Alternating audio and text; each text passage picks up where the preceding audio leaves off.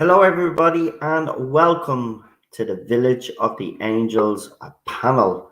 Yes, and before we start, it looks like I will have to put the chat on slow mode, unfortunately, folks, because the usual carry on. So just bear with me for a second. I just have to mute myself for a second. I will sort it out, and then we'll get going. With the panel. I've sent out all the emails to all the people I remember that are on the panel. So, yeah, you should find your email.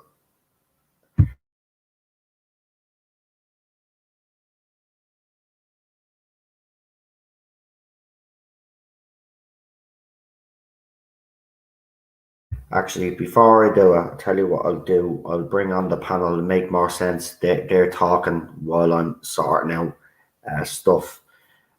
So let's bring on our guests that we have on so far. We've got the one and only Problem Being. Hello. How are you? Shh, you're a bit loud. Sorry. Anyway, hold on. Yeah, Lee said ignored. Exactly. Don't even react to them. We'll sort it out now in a few minutes. Just don't react to anything that's going on in the chat. Ignore people. We got Real Super Doctor next. Hey. How are you? Not bad. How did you find this episode? Yeah, well, I'm having a gin and tonic. We'll talk about it now in a minute. We got Sigma with us as well. Hello, everyone. Hello. Hello. And I'm just waiting for who are we waiting on? We're waiting on Charlotte.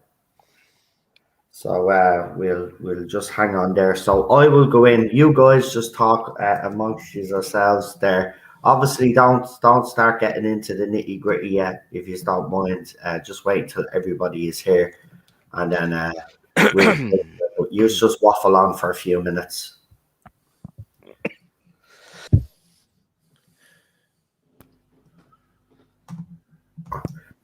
You just waffle on for a few minutes, like. Waffle.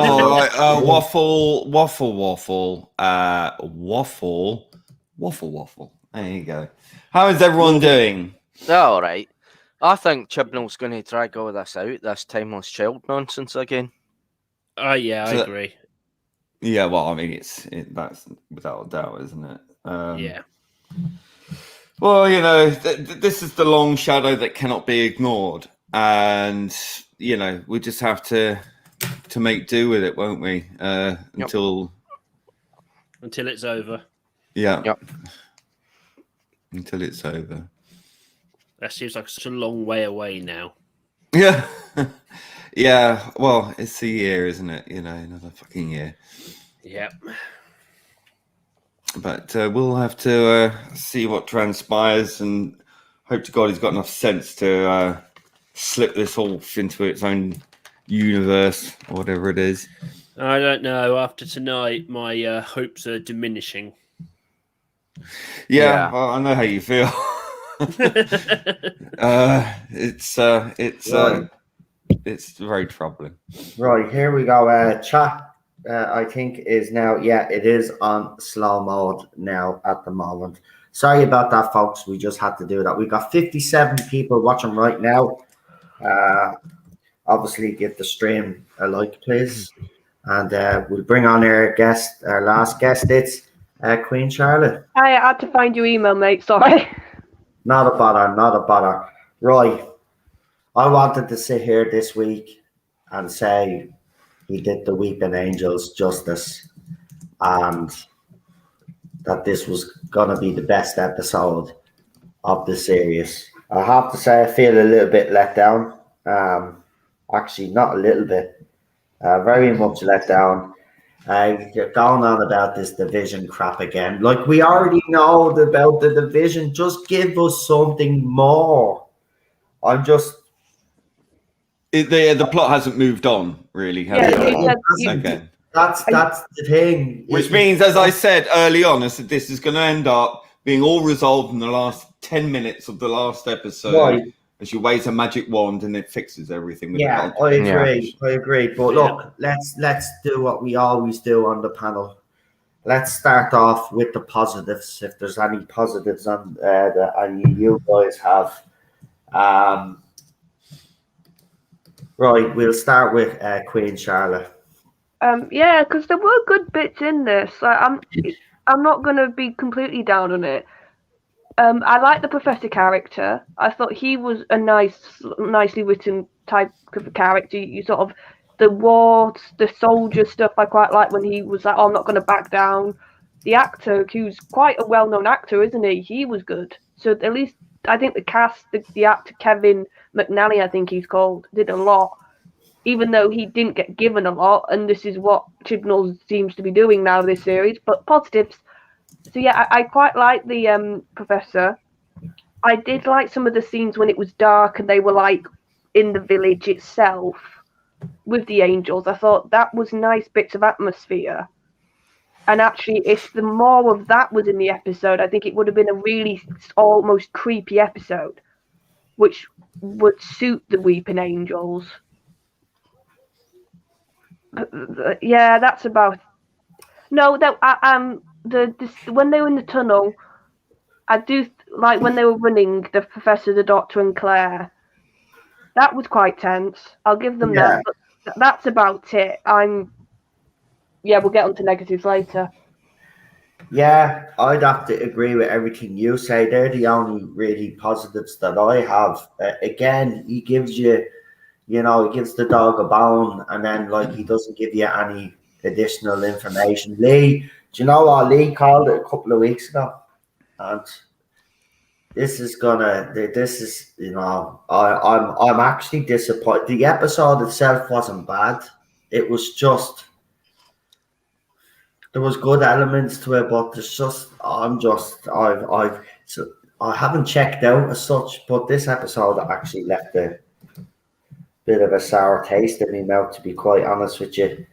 Did he do the Weeping Angels justice? I don't think so. There were some good scenes, but I don't know. No, I just haven't a few minutes to think about it. Yeah, I think this is out of most of them, and obviously we're going to try to keep positive. But I think out of most of them, this is the one. The more you think about it, the worse this episode's going to get. The more you think about it. Yeah. Well, here let's. That's look. We'll get into the negatives soon. Let's go with Lee next. I think Jack wants to join us. Is that possible? Oh yeah, of course. Yeah. Let me just send him the link, and I'll. I see he really loves the Angels as well, so he'd be a good one to have on. Right. Yeah. I'll bring him in. Yeah. Cool. I'm just sending him the link now. All right, you send him the link. I was going to send There you go. There you go, Jack. About you, Jack. Sorry about that. I forgot you were on last week, so shocking. It happens. It happens. It's resolved now. We've got 65 people watching at the moment. Do me a favor and smash that like button, or if you don't like what you're hearing so far, smash the dislike button. But I don't think they show up anymore because, YouTube are being pussies. I don't really care if anybody dislikes this stream. We all have our opinions. But yeah, that's YouTube for you. Anyway, but smash that like button if you do like what you're hearing so far. And let's bring him on. We got Jack with us as well. So there we go. Hey. Hey. There he is. That looks a lot better. Yeah, there you go. Yeah. Right. Let's get into it, Lee. Go on. What's your positives? I really like this story. I'm sorry. Wow. I know. Wow. This is definitely the best episode under Chibnall's reign, in my opinion. I like the opening. I thought the opening was very strong. Again, the week, because I like this episode, I'll talk more about the negative stuff because I think there was much less negative stuff than there is positive, in my opinion. No. It's actually not to actually hear you say that you really like this episode. I did. I mean, I will probe you a little bit later on when you get into the negatives, because there's a few things I actually want to ask you anyway. Go on. Chris is asking, who are you? Yeah. What have you done with the real property? Well, of course, you know, the weakest elements of this again is Jodie Whittaker and Yeah. Mandip Gill. Yeah. Positives. Positives. Well, I liked the setup. I like the era. So I loved the character of Professor. What's his face? So he had a really Jericho. fancy name, yeah. Yeah, Jericho. Jericho, yeah. Yeah, I don't know what it is with Chibnall and like like really complicated names that you I can't know. remember. Why didn't you just give him like Professor John or something? Or, Something, you know? yeah. Yeah. I liked the cliffhanger at the end. I thought that was I almost cheered, frankly. Yes, I hope it's painful.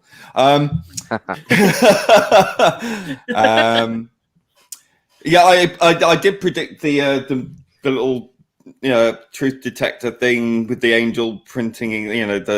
I knew that was going to happen. I think we all did.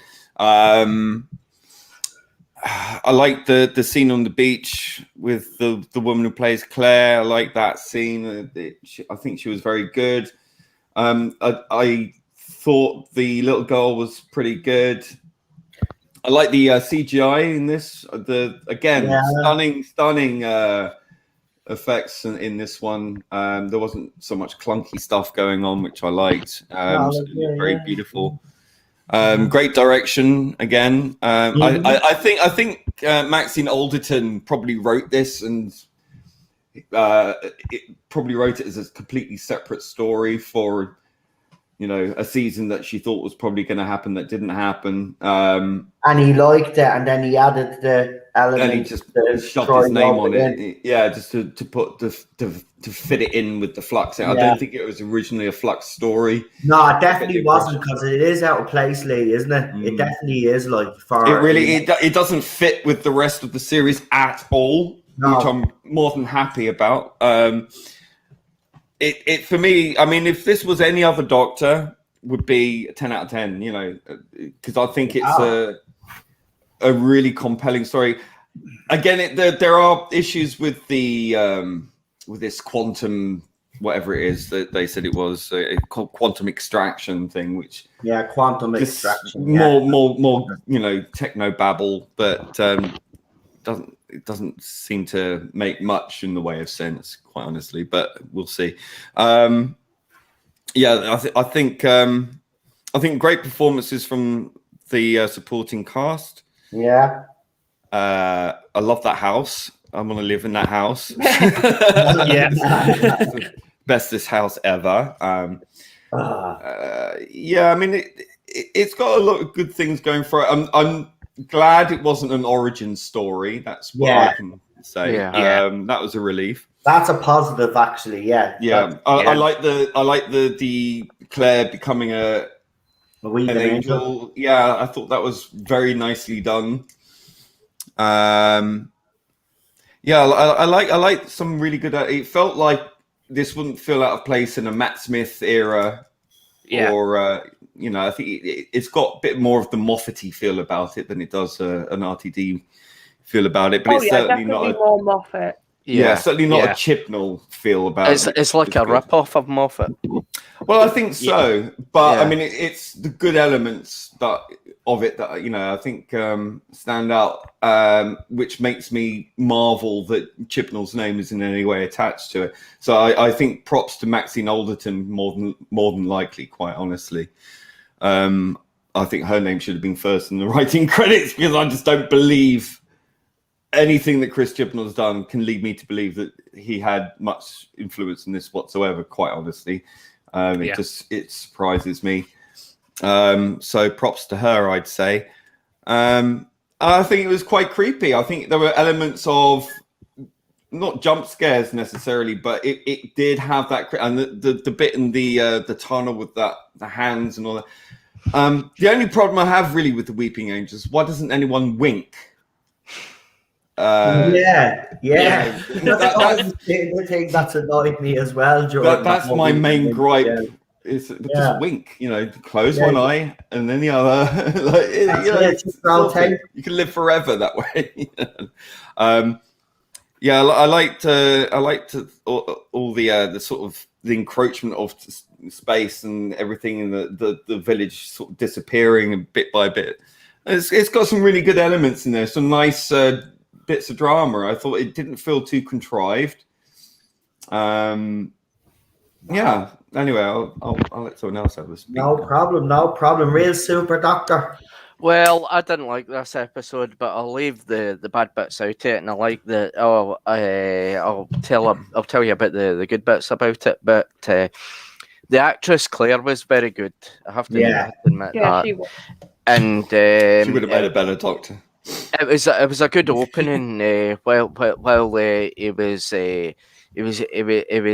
doing a kind of brain scan on her, and she was kind of giving him ideas where she was and all that,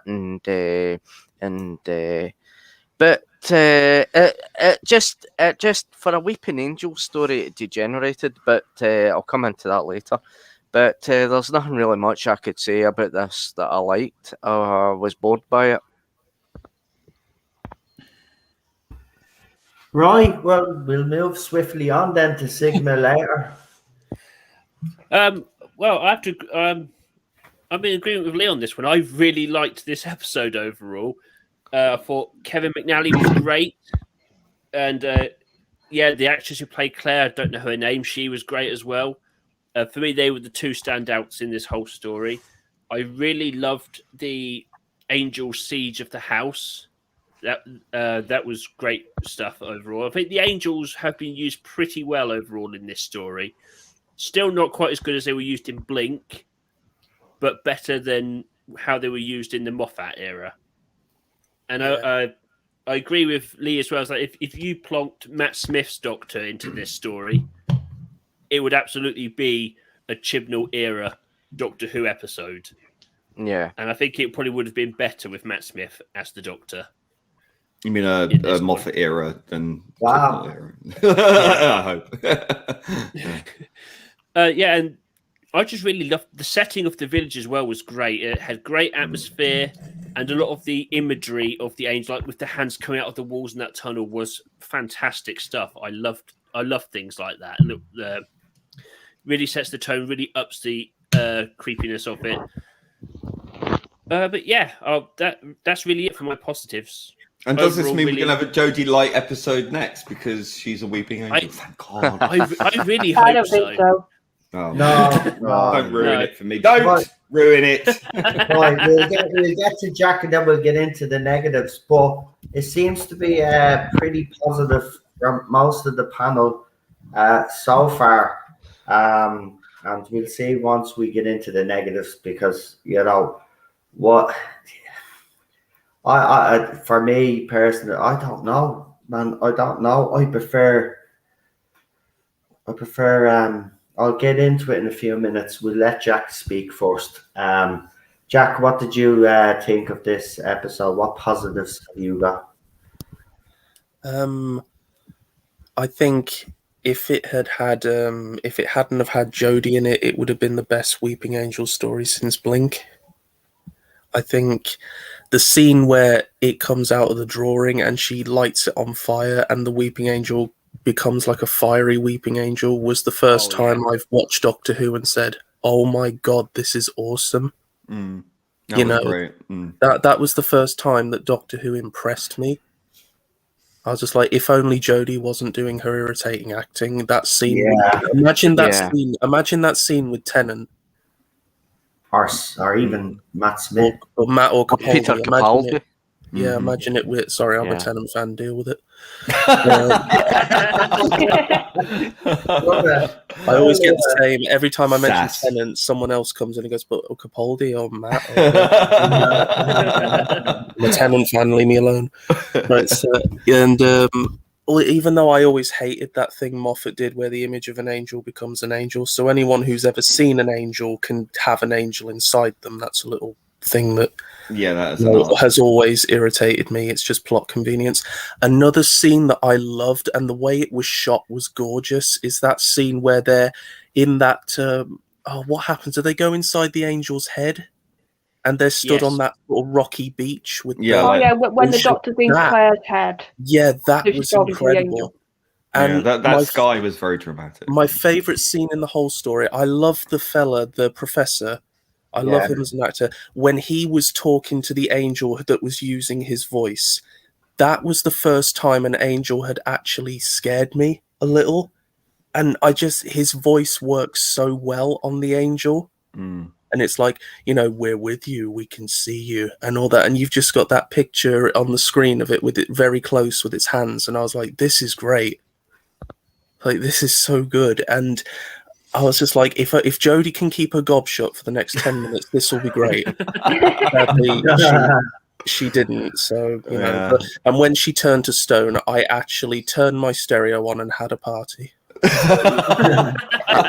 Like, I could have cheered. I nearly cheered. I was so happy. The only thing that made me laugh about that was her freaking leggings are still showing. Yeah. Like, when she turns into an angel, she hasn't got the full skirt. It's just, you can still see her annoying legs, and I'm like, really? Her annoying legs. It's like, so it's just a shame. Your legs are annoying. Yeah, I'm sorry. She should have worn wellies, like she kept Never going on mind. about. And but anyway, so I hope the Division just pick her up, shove her in a truck, and say, "Where's this going?" Oh, just in storage. Put her in storage. Seal her up in a crate and just leave her there. But, this episode, I think I agree with you, Noel. I found myself loving certain parts of it so much. I wanted it not to be in the Chibnall era, but because it is the best episode in his era so far. And I kind of had to keep slapping myself because I'm like, am I enjoying this? Am I actually enjoying this? I will admit, in the first few minutes, I wanted to switch off. That's normal for me. I kind of have PTSD in the first few minutes. I was saying to Jordan, the watch along, the first few minutes did kind of drag in a little bit. Look, there are positives. You have highlighted some interesting stuff, and I would agree with most of it. But I'll tell you where it fails for me. In a few minutes. Have you got any more positives to finish with, Jack, before just before we get on to the negatives? I genuinely can't think of many except obvious ones, but I'd say the biggest one is I couldn't really follow very much what was going on. But something I just want to say before someone else mentions it is, did anyone notice that some of the angels looked a bit cheap? Almost like they had so many of them. I know, but it's almost like some of them they put lots of detail in, they look good, but others kind of look like they were wearing. Does anyone remember those little rubber masks you could get in the Doctor Who Adventures magazines? Yeah. It's almost like they just put one of those on and said, well, paint your silver. And it just looks so bad. It's like, if you're going to have them in the background, fair enough, but don't have them in the foreground where they're sticking out. Put the good-looking ones at the front. Yeah. That was my one complaint. Right. But about the angels themselves. Apart from that, they were great as always. And the other thing was the gotta have an evil white male in there. That just made me cringe. Yeah, I was just like, really? Every time we have a story from the past, there always has to be a guy like that.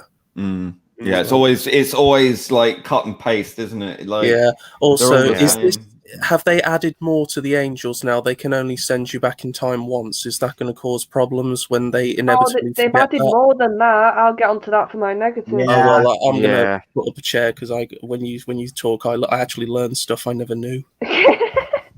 Honestly, but overall, I found this watchable, but in a good way. But it just, as I said, put David Tennant and Russell's writing in that, and you would be looking at possibly my favorite story. And it's going to bug me because I know that it's leading up to, we all know what it's leading up to. And that's what's going to make me never want to watch it again. So it's a shame. Maybe I might just take clips from it and watch clips on YouTube, Jack. That's it. Only watch the good bits. But that scene with the fire angel, that was, my God. I was like, see, Doctor Who can be good. We need more of that. So that's all my positives out of the way. Fantastic, right? Nice little segue where I want to start. The weeping angels themselves. The scene in the bathroom with Claire when she's washing her face, and then she looks in the mirror, and then she should have brought her head up with her hands over her eyes, like yeah. But then you see the wings in the background, and it just looks so cheap. right? That Yeah. was the thing. Yeah. A bit rubbery. Yeah. really, They probably fell off annoyed in me the outtake. about this episode. How cheap looking the Weeping Angels were. Oh my god! And listen, this whole I do agree with Jack. The CGI for the Fire Angel and all was impressive, but how it got to that conclusion in the first place, where we seen Jodie's doctor rip up the piece of paper. It's in the fireplace. A gust of wind comes along, and then the page magically comes together, right? And then that was absolutely. I'm sorry, it's ridiculous. It was absolutely ridiculous. Look, Yeah. I'm pretty positive about this series, I have to say. This let me down, and this, while Jack thinks it's one of the best, and probably Lee does as well, Weeping Angel stories, I disagree. I think Blink will always be overrated, but the Time of the Angels, Yeah. Oh yeah. that one for me, that two-parter with River Song will always be the best Weeping Angel story, in my opinion. Yeah. This is up Absolutely. there. This is up there with the whole Statue of Liberty crap, Weeping Angel crap. I thought the movement of the Weeping Angels were very good. Yeah, I mean, there's a part where she's sticking some device to the wall or the To the stairs. banister with the rainbow. Yeah. Yeah, then you've got the elf, Of course. as a right old nasty customer, because you have to have that trope. But here's the biggest thing for me, right? The whole thing that he seems to be doing in this series is separating the Doctor from the companions. It's getting tired now. Yeah. Then we had the whole thing with the division, but not actually giving us that, and because that's what he does. This episode did have some good things, but as a part of this whole Doctor Who Flux, and to move the plot on from where we're supposed to be going, it's not happening. As a separate Weeping Angel story, yeah, I would rate it higher. But because it's supposed to be as part of this whole chapter, it just felt out of place. And I will say this, the Bell scenes felt very forced. It was like they just inserted them in there just for the sake of it. I don't get the whole mid-credit scene, because you'd already inserted Bell into these scenes. So why not just put it right at the end of the episode instead of having it as a mid-credit scene?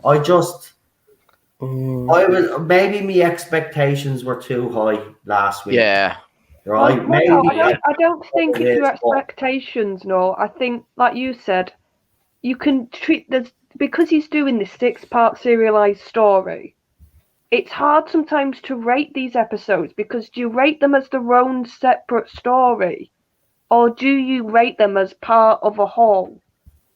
And I think that's what the issue we're going to get into now. Yeah. I don't know, and I think when he added the Bell scenes, it slowed the pace down. Another thing that annoyed me is the constant music through each scene. Like, can we not just have a scene with no music? Why do you always have to have music? I don't know. It just felt a little bit. Those scenes didn't help that were inserted in with Bell, and then you get, I like the chap on the planet. From the In-Betweeners. Azure. Yeah, I did like him. But he was a bit of an idiot, wasn't he? I'm not gonna. But he gave more characterization in his short scenes than the main cast have in 2 seasons. I mean, I felt more for him than I've ever done for Yaz. The biggest disappointment I had, though, was actually John Bishop's performance. It actually made me laugh. I should have broken that to you more gently. Yeah. I thought that was quite good. That line was fantastic, but the rest of his performance was flat. Yeah. Well, he's just sort of led by the nose by Yaz, who's constantly cross about something. Yaz actually crying, like, and romantic. I have emotions, human ones. She actually has emotions when she's clearly showing them throughout the whole of this era. I'm sorry, there's just look, if this was with Matt Smith, or even David Tennant, I'd agree because he was the original Doctor that ran into the Weeping Angels. Yeah. If it was their story, this would be so much better. But Jodie Whittaker again for me actually start bringing back the goofiness. She put me Yeah. in a lot of scenes. Jericho was great, but at the same time, like I don't know. I'd have to watch it again. But Yeah. right now, like when I'm looking at it in the overall picture, this didn't help move the plot along, and we've got 2 episodes to go. He is going to drag this into the specials, and now I just have that horrible feeling, and I'm just sick of it now. I will agree with everybody. When she did turn into the Weeping Angel, I was surprised. You will see, Yeah. but watch along, I was actually surprised, but I didn't feel that from it. Like you were saying, you put on music, had a party. I didn't feel that, and I think the enthusiasm was sucked out this week.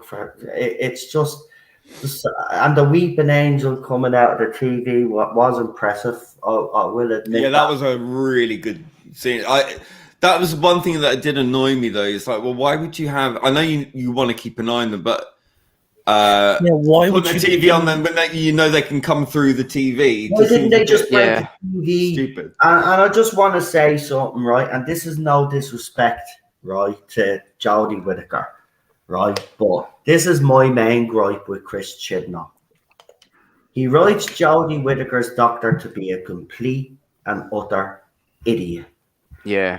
Right? Now, I'm not saying that past doctors haven't been fooled She's by it. permanently on the back But foot. this whole trope where she can never figure things out and then she figures it right out when it's too late is doing my head in. How did she not know that it was a trap for Jesus Christ, man? Come on.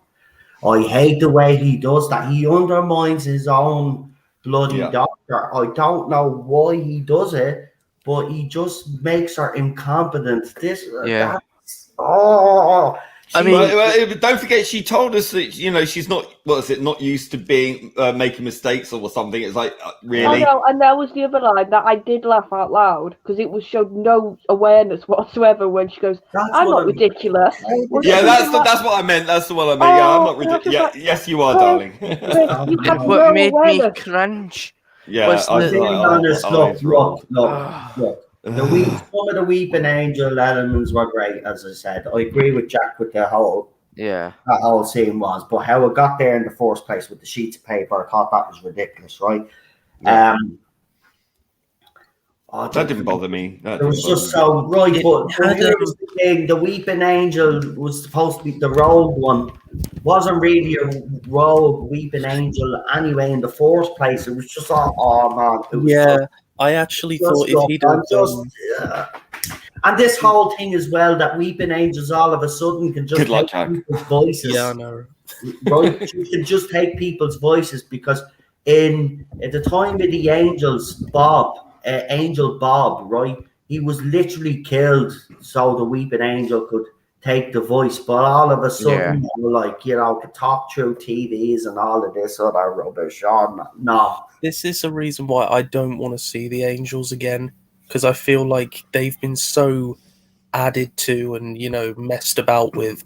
It'd be difficult to make them make sense again. Yeah, just why not leave them the way they were in the first place? Don't keep that. They were good in Blink. I think, the whole anything that is an image of an angel is an angel. It's just that broke them to me. Yeah. See, when you don't add a voice to them. Yeah, it's like I said, the whole thing where you look into their eyes and they can go inside you. The guy in Blink was staring right into it. And that's what made that scene so scary, because they were looking right into each other. And it's like, and the problem is now, throughout the whole episode, it used to be scary when you used to hear "Don't blink." Yeah, and because it was said so many times in this episode. It's actually annoying. It's taken away all of that. And I'm like, no, when we get to now, because I've got some real issues with the Angels in this. Go on, Charlotte, you can go now, because I can't say anymore. I'm actually, look, I'm not going to be too harsh on this episode when it does come to the rating, because I still did like. I'll have to watch it again. See what I did before Charlotte gives her opinion. What I done the other, I think it was last night or the night before. I watched the episodes back to back, and that's what I'll do again. I'll watch it back to back with this one. God, you're a glutton for punishment. I'll just wait until the series is over and then watch it all again. This episode definitely was out of place when we're trying to get to a certain end game, right? And it just, as an individual story, look, I'm just gonna leave it there. I'll let Charlotte give her point of view, but I don't know. I'm not 100% sold on this one, to be quite honest. My expectations, well, I say they must have been high, but in fairness, if you're doing a Weeping Angel story, you can't really mess them up. And I honestly believe he did mess them up. You know, they're quite a simple villain that Moffat introduced. You know, they had a simple premise.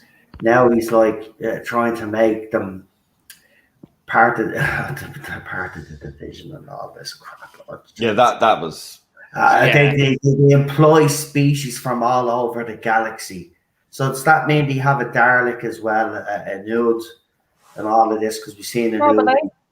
Don't give them ideas. No. Look, you just go ahead there and give your the division thing is just it's ridiculous. The thing that first of all, like, can we just clarify this contact thing, right? I thought that was only something between Time Lords. Time Lords and humans. Yeah. And there was none of that irritating noise either, so it wasn't proper contact. You didn't have... Yeah, no, it was a member berry, mate. That's all that was. Yeah, it's like, I'm sure contact is only something that Time Lords can do. Otherwise, you'd be doing it all the fucking time, wouldn't you? You know, I hate that Deus Exing shit. But they done that in, I think it was The Girl in the Fireplace, when the doctor was reading Madame de Pompadour's mind, as she could see into his childhood. Yeah, well, I can't. Yeah, I mean, I remember that happening. I just think that was a contact. But maybe I could be wrong. But for me, that's from the classic era where that's how Time Lords, you know, explain what's been going on, you know, or you know, understand each other. Well, it was the contact was telepathic communication between two different doctors, two different incarnations. The problem is it's just become shorthand now. So I'll get into what I really didn't like, and I'm a bit more with Noel this one. The reason the angels worked is because, yes, we knew bits about them, but we didn't know a lot to do with where they come from, sort of how they work as a monster, set from obviously the angle of not blinking.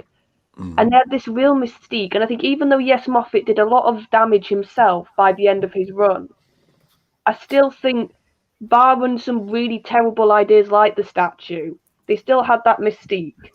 And I think here, by putting them as basically grunts of the division, and basically having them be just lackeys for the division. How do you hire an angel? Well, like, no, exactly. That's what. As soon as that she said, "Oh, we're part of the division," I was just like, Chibnall, that is the most stupid idea, because you're telling me then a race that was always seen previously as sort of very singular, sort of not working with anybody else. The ancient mystic race. Sorry, Charlotte. Does anyone remember the 10th Doctor's speech on that television?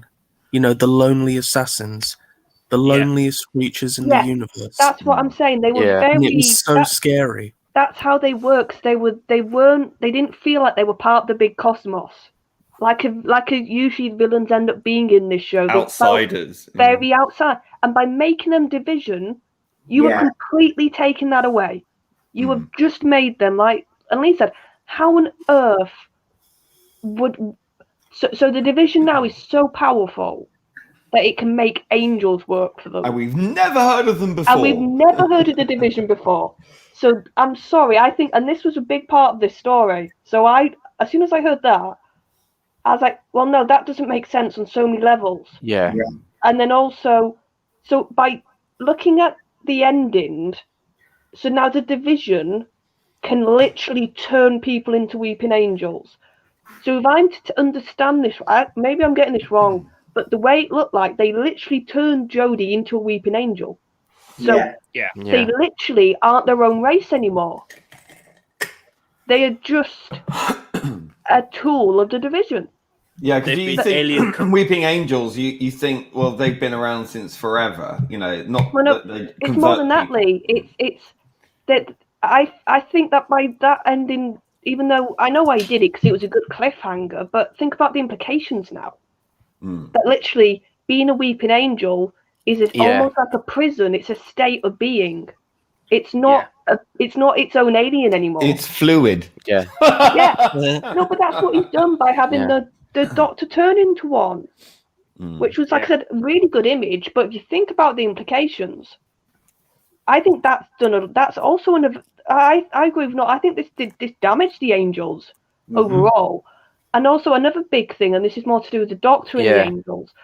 Why on earth was she so surprised with the angel in Claire's head?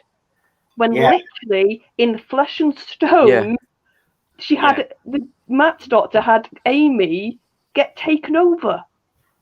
That was the whole point of that second part of that two-parter, was that she was counting down, that it was in her head, that it was playing with her, that it was converting her.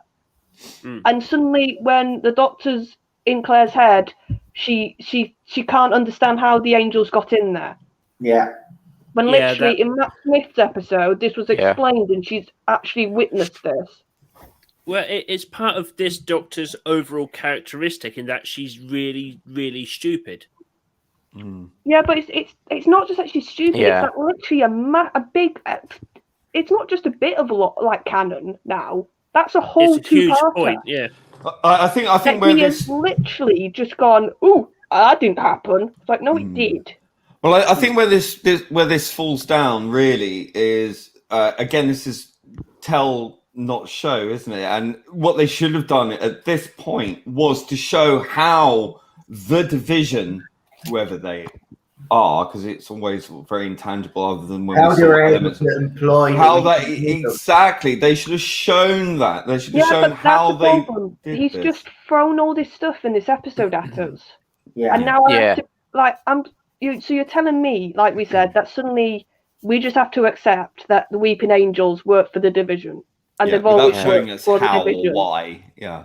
And also that one can, by the looks of it, get a lot of information on the division, enough that she was being bet chased you- after. I bet you what we're going to get in the series finale is if we see the division, we'll see Daleks, Cybermen, Sontarans. Yeah. There'll Yeah, be but- Sycorax. There'll be all kinds of things. Yeah, but like I said, this is like Chibnall's weird want to like reach out to everything before him. I don't want to. When I think of Weeping Angels, I don't want to think about division, but now I'm going to because of this episode. So See, Charlotte's not Yeah. happy. yeah, I'm Not not happy. happy either. but no, but it's like I said, it was unnecessary. That's what gets me. It's Well, like, it could be necessary if they had shown it and if they'd explained it, but they didn't. And I think that it's a bit of a reach to expect the audience just to accept these things without actually earning that. Yeah, it wasn't Chibnall's earned. not earning it. Yeah. Yeah, and I think if you're going to somehow employ the Weeping Angels and not go into detail as to how and why that happened, which would have been much more interesting exposition had they gone that route rather than the Bell and Vinder thing, which no one gives a shit about.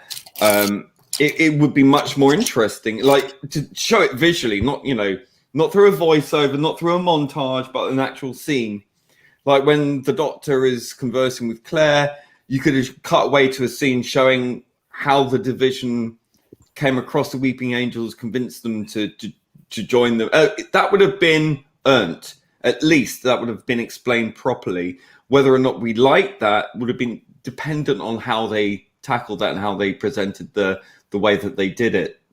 And at this point, 2 episodes left, and we haven't seen any person saying, "Hello, I'm a member of the division. Here's my card." You know, I mean, they're just this sort of typically contrived Chibnall thing, which is just shoved in there, and we're supposed to just accept that they're this all-powerful organization. Oh yeah, and which used to be which used to be in series 12 was a Time Lord secret organization, wasn't it? And now it's transmogrified into all these alien all beings the beings in the universe, which is basically what that bit of dialogue said. Yeah. And like also another thing with the division, I know for some people this is probably I'm just coming across incredibly nitpicky, but so like going back to the fact that they could turn the Doctor into an angel. Yeah. And so, from my understanding of it, the Doctor, Ruth Doctor, was very early on in the lifespan of the Doctor, and only now they have recalled her. Only in this Doctor incarnation, they suddenly want her back. Yeah. Well, you can have her. Daniel's comment, "Oh God, my co-host has gone into scary teacher mode again." What's the question that? Right, hold on. Here's the thing, right? You're going to add something that big, right? As Lee said as well, though. You need to show it, and even if you did, I wouldn't like this anyway. No, it's not an origin, but it's pretty damn close. It's like. You've changed the dynamic now of the Weeping Angels, as she said. Like you can't, like they're not these lonely assassins anymore. Now they're like, do you know what they're like? They're like the Jadoon, guns for her sort of thing, and that doesn't sit well with me either. I think it cheapens them, just like some of their.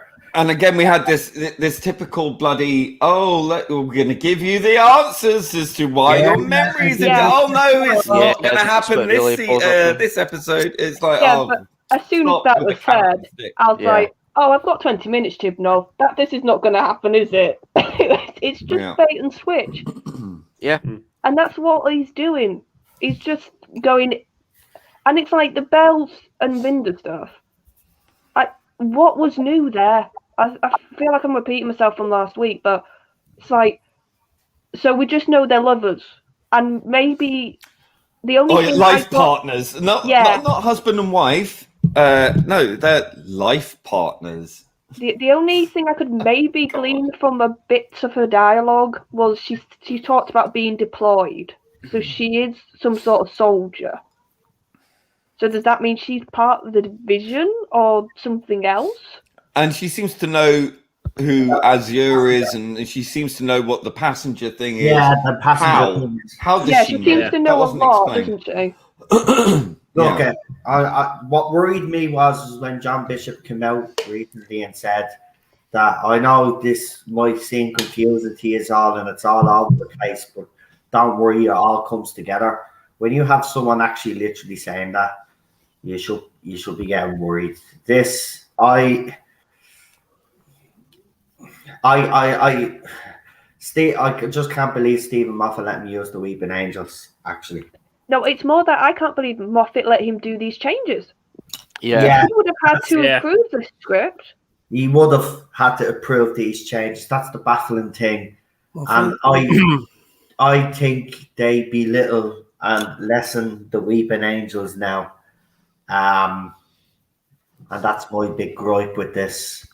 And yeah, that's my biggest annoyance about this. They've managed to make the Weeping Angels even more stupid. Go on, Jack. Jack wanted to say something. Yeah, I was just going to say. Was Charlotte finished though? I'm trying to think. Yeah, the Doctor thing. Yeah, and I think, and I agree actually with some of the scenes with Bishop. He did come across a bit almost pantomime. Yeah. I wasn't convinced. And I really liked him in the first 3 episodes. And it's like that's when they were with the little girl and he was just firing question after question after question. Even I was like, wow. I thought she was going to turn into a weeping angel at some point, because she seemed to know, like, oh, they're leaving her alone. Why are they going to leave her alone? And that wasn't really explained why they just wanted to leave her alone. So she could grow old in 1967. So we were supposed to believe there she's like, she looks a lot younger than the age she's supposed to be. But and she's just there to tell her that she's going to stay there, and that's it. I don't understand the point of it. That was a bit strange. But I quite liked the older version of her being there and talking to her over that rift. But that was still like, how does she know all this stuff, and why is she not being touched? I didn't understand what the purpose of keeping her. I mean, we saw what happened to her uncle and auntie, who was just, the awful, terrible white middle class people who had to be killed through their own stupidity, obviously. That they were just there, and then you can't do it twice, other than they get turned to stone and destroyed. But why didn't they do that to the little girl if they could? I don't know. They did say, they said because apparently they're cruel and they love people suffering, so they just leave them. Yeah. All right, Charlotte, you finished your point of view, and we'll get on to Jack. Remember, everybody, guys, you all get a chance to actually give your opinion. So just wait until someone has finished what they have to say, and then if you want to get back to it again, we'll do it at the end when everybody gets their opinions in. Is that okay? And just sort of one more, and you sort of hinted at it. I agree. This separating of the companions of the Doctor. The whole point of having a Doctor and companion is because they spark off each other, because they work with each other, because they give each other something. And it's like he's just utterly given up. I think Professor Jericho would have been a good addition to the. Well, no, but have you noticed actually that's the pattern? I've just realised what he's doing, because in the War of the Sontarans, the historical character was the companion then, Mary Seacole. In this, it was Professor and Claire. Mm-hmm. So he's using the secondary characters as companions instead of being actual companions. Mm-hmm. Yeah, right, Jack, go ahead. Oh no, let somebody else go before me. Okay, Lee, go ahead. What do you want me to say? Yeah. And there was another dig, wasn't there? Like, obviously there's a tunnel in the house because like some deceitful man. Oh God, it's like, just knock it off. What is the point of constantly having digs at men all the time? It's just stop. It's like that gets tired very quickly, and I just don't see any need. Just bear in mind, Doctor, you've been a man for like thousands of years. So shut up. Yeah, right. Now all of a sudden the Doctor's a radical feminist. I mean, like, really? Okay, so why have you been a white man all this time? I know. It's just little nitpicks that really piss me off from that stupid bloody rainbow lanyard. It's like, look, you just can't help yourself, can you? It's just like putting these things in just so you can tick all the boxes to get your Twitterati online to cheer you on. It's very disrespectful, isn't it, Lee? Well, it's just tiring. It's just like, look, you don't need to keep slapping us around the face with it. People are getting pretty tired of it. It's demoralizing because it's political, and it's not political in an intelligent way. It's just, virtue signaling constantly, and it's just like, knock it off. So I just find that it takes me out of it because it's so obvious. And completely trite and unnecessary, and it's just there for backslaps. Pisses me off. But yeah, I hear what you're saying about the Weeping Angels. For me, the Weeping Angels, I mean, maybe because I'm much more of a classic head, the Weeping Angels for me have never been as big a villain or big a monster as most people see them these days, and so I'm more sort of forgiving. Other than Blink, I really didn't like the Weeping Angels from that point on, because I just thought they were overly used. And as you say, a lot of the times that the more they try to delve into the mystery, the more they overcomplicated them. And I think that's where you start to fall into a trap with these things, because then you start creating all these contrivances and plot devices around them, and you can use them for anything, and it kind of loses their threat. I thought the threat of them in this felt a bit more organic. I felt I quite liked how they were employed in this, other than the Division sideshow shit show. But I think that it had that sort of gothic feel to it, and that sort of almost steampunk feel to it, which is something I like. I'd like to see more of Jericho. Actually, I think he was really good. Yeah, I just don't know what's Claire going to do next, because obviously she comes back in the future to where it started, and she's obviously all right. So immediately the fact, well, yeah, because at the start of the Flux, didn't she? She was there. She just ran into the Doctor before the Doctor knew who she was. Yeah, remember? and then she got transported back. So then she got transported. So yeah, but somehow forward in time. So, but she says she met the Doctor in the past. So yeah, obviously that first episode before she got transported to the past. Yeah, that's when she met the Doctor. Yeah, but in this episode, she didn't recognize the Doctor. No, she did. No, she didn't. No, she said she'd been drawn the TARDIS, but she didn't know why. No, but she knew who the Doctor was, because she said she had psychic visions. Yeah, she had visions, but she'd never met her. I think the first time she met her was at the start of the Flux. So this, to me, feels like when she met her originally in the first episode, she didn't know. She'd met her, so she'd met the Doctor. She physically met her, which is the episode we've just seen, which means that somehow she's managed to survive all this. So already this is undoing what's happened in this episode. Yeah. You see what I mean? So she's okay. We know that she ends up okay. No, but when the Doctor meets her, that's what I'm saying. In the first episode, she knows who the Doctor is in the 1960s. Yes, no, I don't think she does. I think she does. knows. No, she does. In the episode, she does. She reacts to it, and both of them react to seeing each other. She literally reacts to her. No, because the Doctor knew who she was, but she looked confused to me. Yeah, it was the psychic visions that she was having. She's she had knew the psychic Doctor. visions, but she's not met the Doctor. I don't know. I'm pretty sure in this story, because the way she looked at her when I she said, interpreted it. hello, Click, she knew her name, but she didn't know who. She didn't say, "Oh, Doctor." She didn't know. So for me, that implies that she hasn't met her yet. So this is where she's met her, and this is how in the first episode she's met the Doctor at that point. So she's come through this experience already. So she's already gone through whatever's happening now. I don't know. I interpreted it the other way, but fair enough.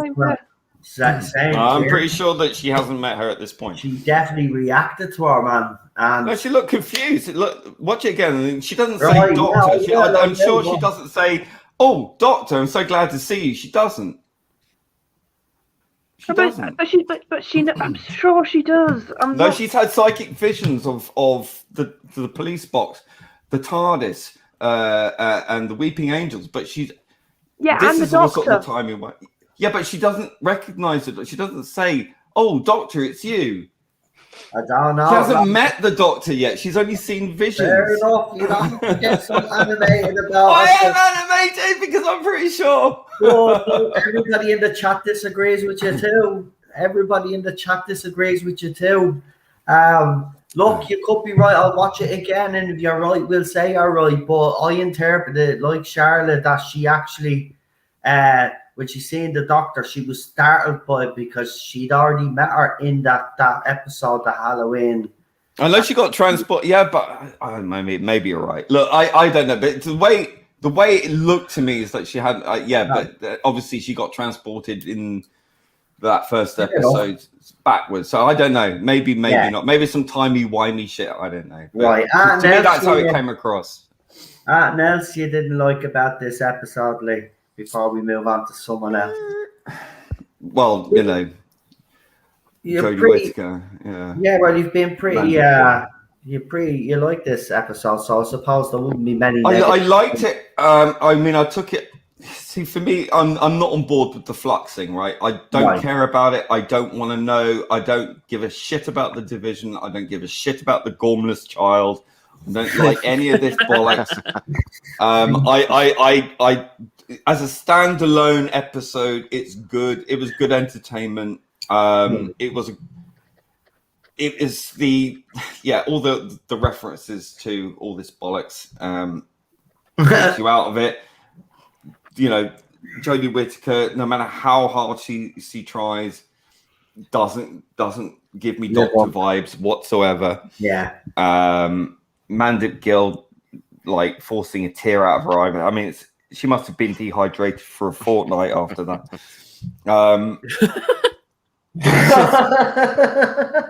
I mean, like she's more Weeping Angel than Weeping Angel, isn't she? I mean, she's made of stone or something. I don't know. When she cries and wipes her tears, she gets grazes on her knuckles.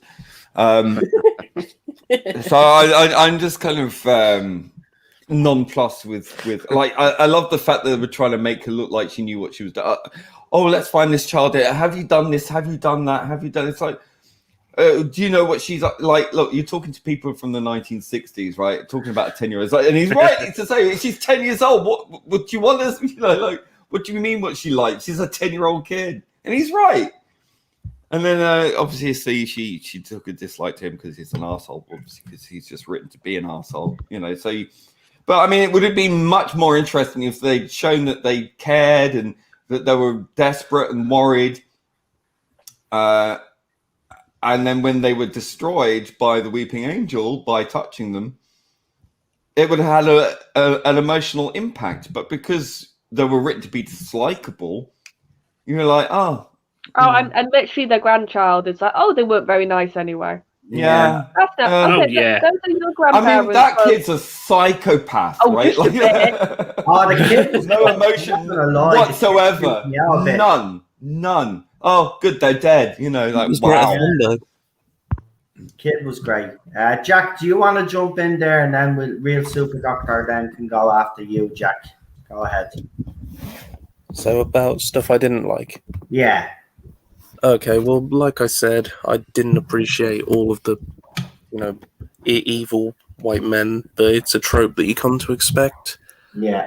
I don't like where the story arc is going with the whole Flux. It actually has me on my seat because I keep thinking, is Chibnall going to do this, or is he just going to make it all out to be, I was messing with you. I still wouldn't forgive him even if he did that. Yeah. I'd be like, you put us through hell for all this time. Either way, I'm just watching this because I want to know what I'm talking about and come on your stream. That's about the only reason I watch them. I don't know. As usual, Lee's kind of said everything I wanted to say. So sorry about that. So go ahead and leave. Thanks for having me on. Get out of here. Yeah. As Daniel said, it's torn into the Lee zone. Hell yeah. Yeah. But let's go with Real Super Doctor next.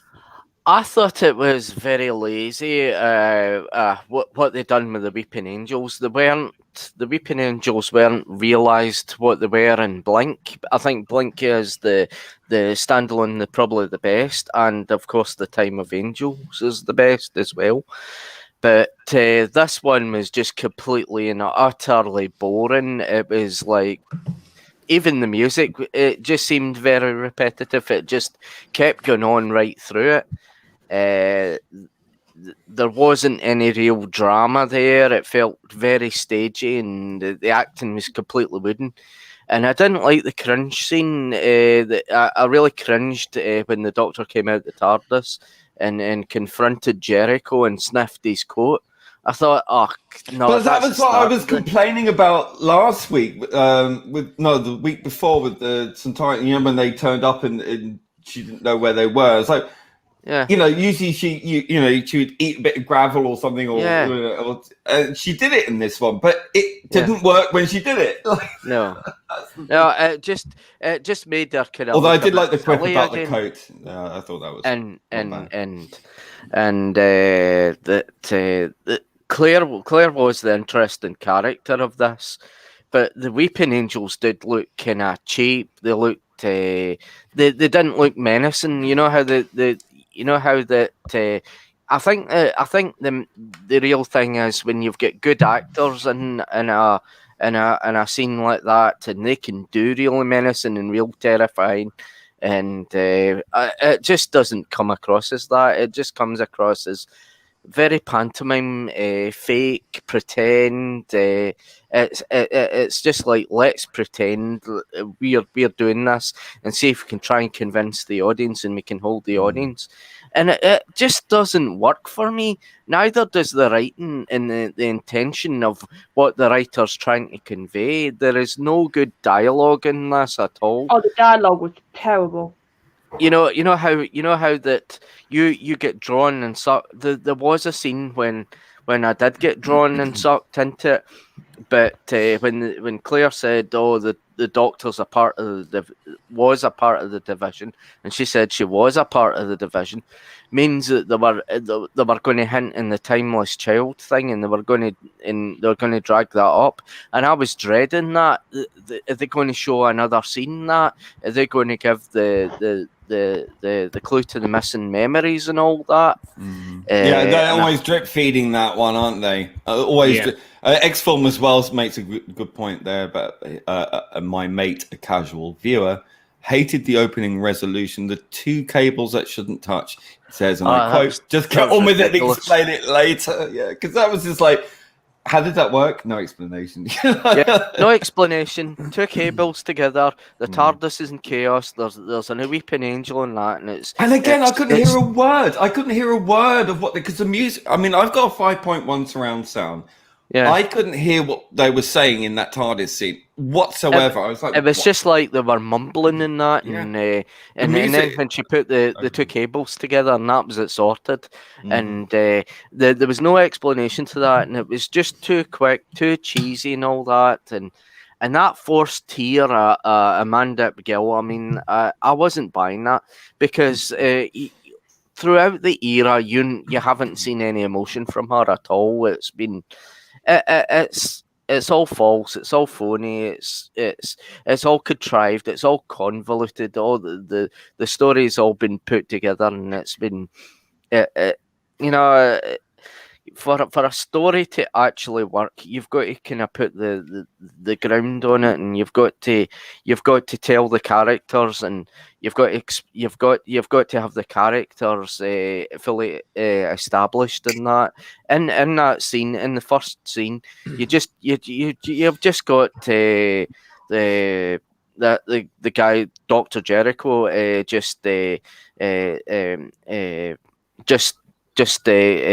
trying to read her thoughts and that, basically, and see what she's actually trying to say.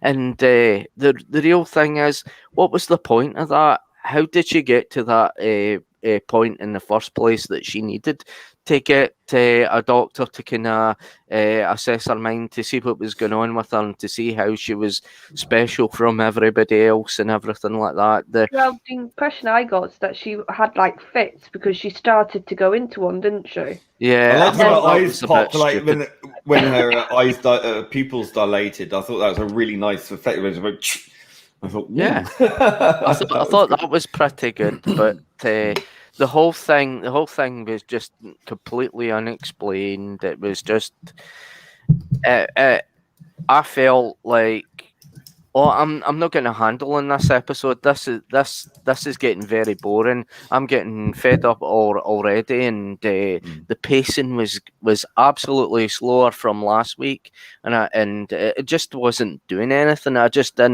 was just watching this, and I was getting the poor performances from Jodie as well. Just talking ridiculous again, and just I just don't know. I just don't know where this Flux is going. Or I just. Well, we know the- exactly where it's going. Yeah. Unfortunately. Go down Tiniest the child. Well, he's not done anything with it. Yeah. No, he Last hasn't done minute, anything last at minute. all. It'll be last minute. Deus He's Ex dragging Machina. he's dragging it out so much now. It's becoming, it's like, it's kind of ruining it now. Yeah. Like, we should have been further along the plot than this. And then he talks about the division, and then this. Well, it proves how thin on plot it actually is. Memories, but it's a trap, and the whole scene in the tunnel when she does turn her back and she realizes that the weeping angel is not. And I actually said to Jordan to watch along. Well, they're not chasing you, look, because it's clearly a trap.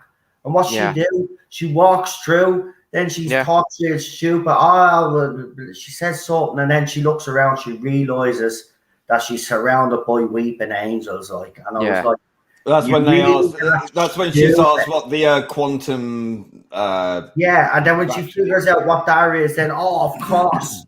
Well, should you have not figured it out before you walked into a bloody trap? And I know other doctors have, but this is just the same trope from Chibnall. I'll just make my doctor a bloody idiot. Well, this proves exactly why the whole Gormless Child arc is so thin on plot, because it is so contrived. Yeah, and I can't emphasize that enough. It's contrived because if you look. This is 6 episodes long. It's not even a full season, and it's still not. It's still not. It keeps dipping its toe in and teasing you with this thing, and because you know that to explain all this stuff, it's just basically pressing a red button saying confirm here. You know, because that's all it is. Just to confirm that she is the timeless child. To confirm that all these previous doctors exist, and that's it. And that's all this is for, right? All of this is just fluff, right? Because they can't pad out the Gormless Child without, you know. It was mind-numbing, man. It's just mind-numbing. He shouldn't know. I said episode 4 was important. I gave the benefit out after last week, and I said if he didn't move the plot along, further, then we're in serious trouble here. Lee had already predicted it 2 weeks beforehand, so like credit where credit is due. But this is unacceptable, man. But you know what this means? That we're just going to get another massive exposition dump at the end. Yeah. Wave the magic wand, everything fixed now. Yeah. You know what's annoying about this? It's like Chibnall's doing that with every established character ever in Doctor Who, and he's turning it and he's exaggerating it, but he doesn't know how to kind of explain anything at all. No, he's not. Worse than Moffat. Worse than Moffat. It worked well at the start of the series. This seems out of place. If you started this as the Halloween episode, yeah, this would have worked as the Halloween episode. That's what I mean. This one just looks out of place, man. This should have been episode 1. Right? Yeah. Because there's nothing really in it. He sets up the division in that episode, right, with the weeping angel. Well, we have your memories, right? And then all the way through with the other episodes, then that should have been him explaining all of this. But he's brought this in episode 4.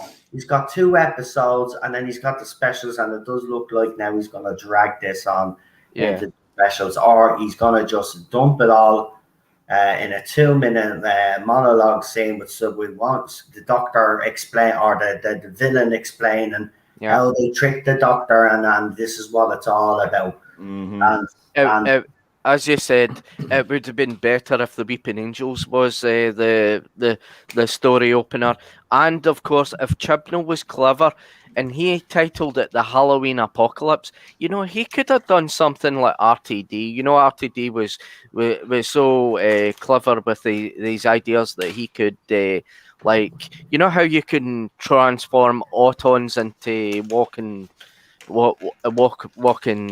soldiers and all that sort of stuff.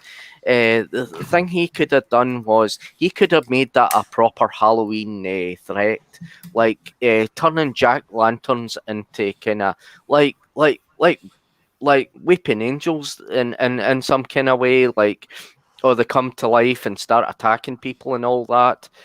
You can have like the angels going door to door doing trick or treating, so people answer the door and they see the angel there, and then they turn their eyes, go, "Honey, get the trick or treat candy," and then poop.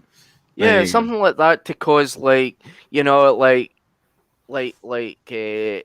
distrust and suspension of disbelief. That's what Doctor Who was really good at, because you can see that how hard they worked on the 63 series and how they had to try and convince the audience back then, because you had an audience and people are no stupid. They know that they need something to get their teeth into. They need something to kind of to have their suspension of disbelief and say, "Oh, that's great, we'll watch the next episode to see what happens and see how the companions get out of that one."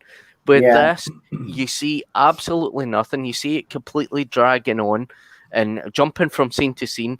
And that bell scene completely through. I was just, for that moment onwards, I was getting into it. And that bell scene came through and all that. I was completely thrown off of that. It changed the pace. He inserted these into the episodes that he's already previously shown. These them clips in particular, for me, felt like they were just inserted in the last minute. Oh, we had a nice good close up of the $14.99 Wish face mask for the passenger. Can I just ask, why on earth did we have that scene?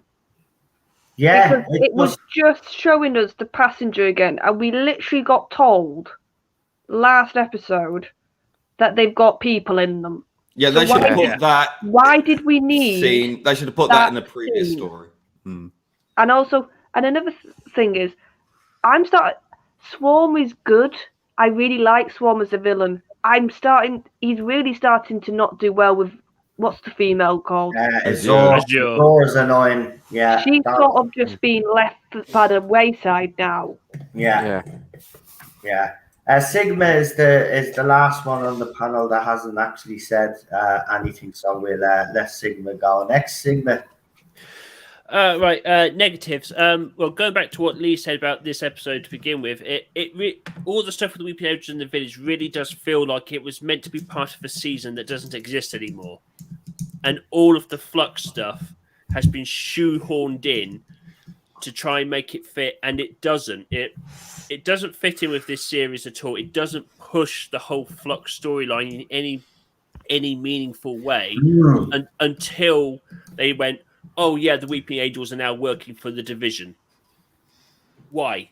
That makes no sense. Why the Angels should be reduced to lackeys for some organization we still don't know anything about. Exactly. Yeah. And oh god, I had it in my head a second ago. What else? Put the bloody Sonic away. I know. I love the Sonic screwdriver, but Jesus, the way she does that overarm reach on every single the way thing. she holds it, it's really annoying. Hold the bleeding properly. Yeah, it's so annoying. It's like you don't need the Sonic screwdriver to just lock a door. Just lock the door like a normal person. I'm so worried that now that she's turned to stone, the screwdriver's going to be in her pocket and it's just going to go off and crack the stone off her.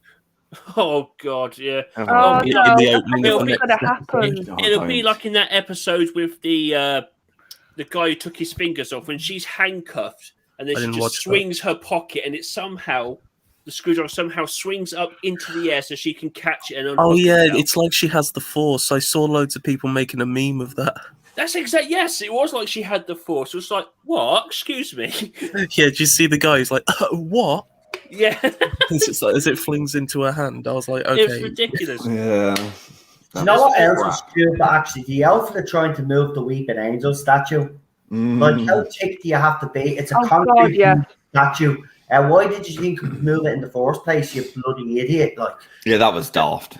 Yeah, that's another thing that annoyed me. When did it become established that you can't be sent back through twice time by the Angels, when we saw them do exactly that in Angels Take Manhattan? Yeah, that's true. Yeah, that's true. How many times did Rory get sent back? I know Lord. Chibs likes to make shit up as he goes along, but when it directly contradicts things we already know, Well, that's what he does do. He's constantly contradict everything. Yeah. Like I said, the doctor be like, "Oh, how's this happened?" Well, your companion, it happened to, love. And this is what happens when you have the mentality of kicking cannon to the curb where it belongs, like twat who wrote Family and It's a Blood. mess of it that he is trying to find a way of resolving it all, and it does now seem after the first episode when we seen the Flux, it looked pretty amazing. But I have to agree, it looks like it's just being shoehorned in. I reckon this series looked completely different, right? And then what you call it? They decided then to call it a day, and then with the pandemic and all of that, they decided, right, we'll do 6. And this has been somehow condensed down, and it just feels like, I don't know. Someone said it in the chat really early when I put this stream up, and they said this whole era so far, or this whole series so far, needed to be re-edited, and I actually agree with that. Yeah. Because if you look at it, it is very clunky. It's all over the place. And then tonight we got scenes that just looked way out of place and actually ruined the pacing of the story overall. Because when those bell scenes were included, it threw the pace right off. And then back to you know who, because Cheryl came in the room. I'm not supposed to give spoilers away when she's in the room. But when Vinder then appeared, those scenes, and why the mid-credit scene as well, it just, those scenes were just... That went on too long as well. And it's like, what was the point of this again? They were inserted in, that's why. They were inserted in, that's why. That's my belief anyway.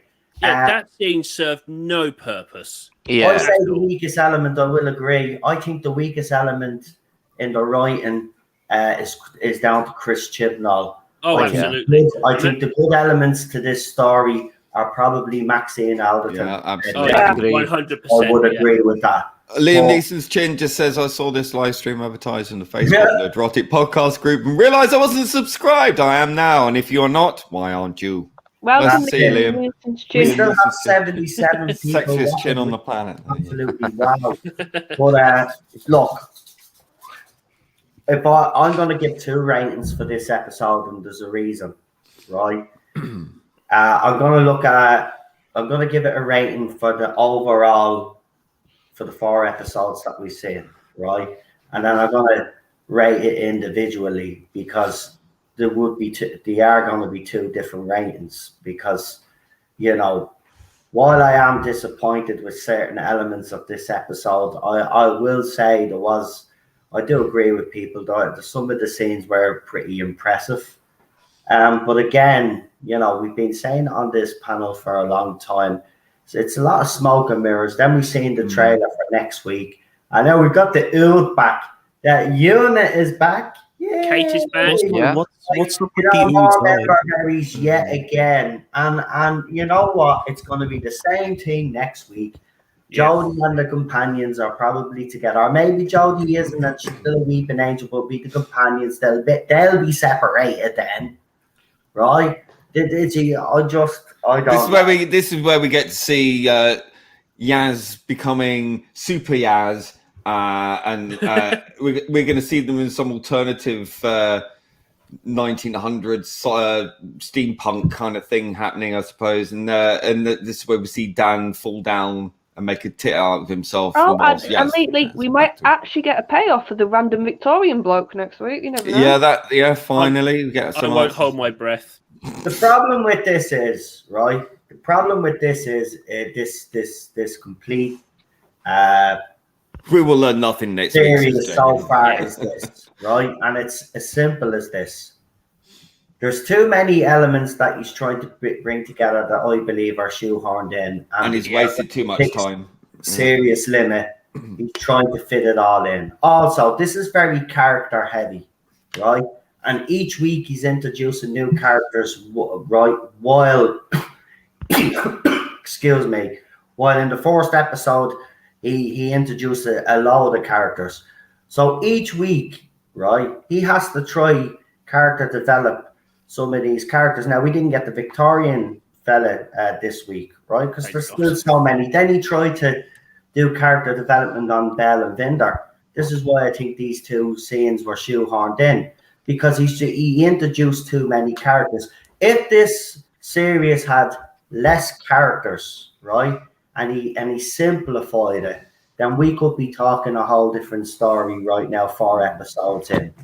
But right now I look at it and I say to myself, has he moved the whole overall story arc that he's trying to tell, and is he pulling these threads together? And I have to say no. And that's why it's disappointing. And at the same time, he's fiddled around with the Weeping Angels the way I don't like it. It doesn't sit right with me personally. There are some good scenes. I have to admit what Jack said about the whole paper on fire. And you see the fire angel. It was impressive. The Weeping Angels coming out of the TV, very impressive. But why didn't they just smash the TV in the first place? You got the bloke to look at the screen for ages, and all she had to do was tell him to smash the screen of the TV. Yeah, and it's quite funny as well, because when he's doing something, then it's funny watching them all trying to look at the TV screen at the same time without anyone saying anything. It was just like, this is going to be a fuck up. Like, surely, no, everyone's like choreographed. Yeah, it was a bit silly. And then they put the little monitor things on. But I'm glad they didn't, because that scene where he was talking to the angel was pretty badass, I thought. Yeah, I like that. X-Form says, I believe the BBC used COVID as an excuse to not spend any more money on this. I can believe it. If you look at all other productions of TV shows that went on during the whole lockdown thing, they still managed to produce at least 10 episodes of television. And remember, this was over budget and behind schedule, right? And this is what he's produced. Look, the CGI has been a huge improvement overall if you compare it to Series 11 and 12. Yeah. But you can tell that the budget hasn't been used wisely, because if it was, we'd have a great look. The thing about this, we still don't have any answers to any of these questions that have been left since Series 12, right? Now he's trying to do, the Flux is completely like, it was ripping up planets, but yeah, a couple of planets managed to survive. It's just a stupid carelessness. It's very ad hoc, isn't it? X-Form says, the Doctor rips up a drawing, brings in the TV. The hell! Yeah. That's what I was thinking. Like, why would this you do is the that? thing. If you're going to introduce the Flux and we see literal planets being destroyed and moons being destroyed, right? If later on then you see that some planets have survived, it doesn't make any sense. It's just the pure laziness of his writing. It's like he inserts things and makes us tries to make. He's not. None of this is believable, man. We're 4 episodes in now, and I'm just like, what? The bit where she's Belle's flying that spaceship through the debris towards that half-destroyed planet did look fantastic. There are some beautiful CGI. This was a really good use of the effects in this story. That actually did look the good. effects are great. Music was actually great as well, but no point of it going through the whole episode. Like, the writing is just lazy. That's the problem here. The writing is just lazy. This could have been so much a better story if he just put a little bit more thought into the things that he's putting down. And like if you're a writer, right, and you write something at the start and then later on you write something, you'd go back and look at what you've written originally so you don't contradict yourself later on in the story. But this is what he seems to do. You know, the Flux destroyed everything, but yeah, a couple of planets survived or whatever. Like, it's not believable. I think the problem is he set it as such powerful force in that first episode. He set it up as this end of the world, universe destroying, really powerful force. And because he set it up like that, now it has to have almost that scale every time we see it afterwards. And they just can't do that, whether that's budget reasons or writing reasons. They just can't do it for 6 episodes. I think with RTD coming back, I mean, especially if you've watched his Dark Materials and the what was it, the Discovery of Witches, the production quality on those shows are absolutely phenomenal. So I really think that at least visually you're in for a treat. I mean, if it looks good now, even though it can be very inconsistent, especially like last week, it's going to be a whole other ball game with the next production. I Well, next week, as I said, Unit is back. Okay, we've seen like they spoiled with the most wooden cake. Like, why put? Lethbridge Like, but this is the thing again. Why put it in the trailer? Just show us a generic trailer and surprise us in the episode. Surprise us in the bloody episode. But no, but they can't do that. Because I need people to tune in. That's why. All they have left is member berries.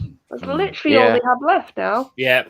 Half a sun. What a joke, says Jamie Knight. Yeah, that was half a sun. That's very true. Like, what? I'm pretty sure that's not how physics works. Yeah, I don't think that's how it works either. I also noticed in the trailer, does that look like Gallifrey's Citadel? You know, I didn't see that. Or could it be like more to do with the planet time? Because bits of that look very like Gallifrey, didn't it? Yeah. It might turn out to be an alternative universe Gallifrey or something. That's what I was thinking. Yeah. Or it might be the original Gallifrey before it became Gallifrey. Who knows? Before the reset. The Great Reset. Great reset, me arse. This is not a great reset. Or maybe we find out that how the memories are hidden from the 13th Doctor. She caused it herself? I don't know, man. But the Weeping Angels were using that to trap her, like, and then she just walks through and they're not chasing her, and she didn't know it was a trap. I mean, I'm just look. She's a moron. He's right. So I bet you Maxine Alderton is the best parts of this. Story. No doubt. She's probably all the effective angel bits. All the that's what I angel believe. bits, and the professor comes across as maybe she wrote most of him. Yeah, I think she did because she definitely. And she didn't write him to be a moron. That's what I mean. It comes across as that's somebody. Because, like I said, he had dignity. He was a good character. Actually, I'll tell you what elements were hers, right? It's actually easy to figure out what elements are hers. The cut scenes that were inserted in with Belle and Vinder, and then that mid-credit scene or Chibnall. The Angel story itself is probably Maxine Alderton. That's why I think her name should be first on writing credit. Yeah. Because I do not believe for a minute that Chibnall wrote the majority of this story. Not a second. No. Don't believe that. Or he maybe Maxine wrote a good chunk of it, and like somebody said, I don't know if it's panel or the chat, he inserted then his bits to do with the division, Belle and Linda, and stuff like that. Yeah. Because that came across distinctly Chibnall that moment. It was like, oh yeah, the Angels are working for the division. It's like, oh yeah, there's Chibs. X-Form again. Belle is Irish. Brendan was Irish. Are we going to find out that Brandon is the real version of events? Is this out? Is that his out? Look, that's another thing. Look, we know, don't we, that Belle and Vinda are going to be the famous child's parents. Well, it's funny. Are you two brothers, like brother and sister? It's like, no. And then it's like, no, we're life partners. That made me cringe. That was pure Chibnall. We're married.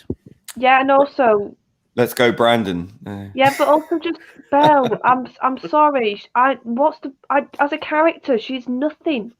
Well, she's going to be the Mary, and he's going to be the Joseph in this space Jesus space opera. You know. No, but that's what I mean. Get away. We all know what he's going to do. I know, and it's going to be uber cringe. So we got that to look forward to. Right. I don't know if you just want to rate this as an individual. Do what I'm doing. And then with the overall, that's up to you yourselves. But I'm going to start, right? So as an individual episode, I'm going to give this a 4 out of 10. Overall, with the obviously with the Doctor Who Flux rubbish, I'm going to have to give this a 2 out of 10. Hasn't moved. He just keeps giving you little. He keeps repeating the same information, basically. Yeah. Repackages it a different way, and then it's like as if he's going to give you something, and then he doesn't. I will say the cliffhanger at the end where she turns into a weeping angel. Yeah, that was all right, but again, I wasn't emotional about. I was just like, okay, shit. Well, how can you be emotional about a character you can't be emotionally Yeah, attached to? so she's so removed and distant as a Doctor. You know, there's yeah, you know, all this happy clappy fan bullshit. You know, it makes her more of a caricature than an actual character. And as I've said, she even in that leaked independent review that came out before the episode, described her as moving the plot along at a fast pace or whatever, and it's like, yeah, because that's what she's been written as a plot device. She's not a lead character in her own show. She is a plot device in her own show, which is ridiculous. You don't do that to your lead character.